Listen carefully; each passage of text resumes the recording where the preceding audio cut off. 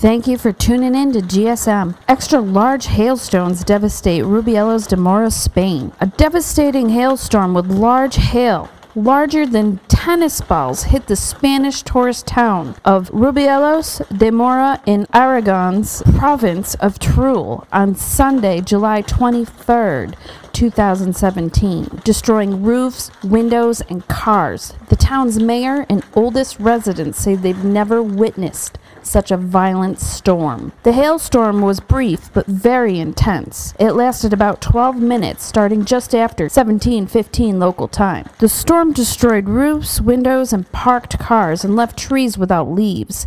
The city council is still assessing the damage that occurred. The AEMET said the storm brought heavy rain up to 28 millimeters, that's 1.1 inches within 30 minutes, wind gusts of 90 kilometers, and hailstones up to 8 centimeters, that's 3.1 inches in diameter. Check out some of this footage.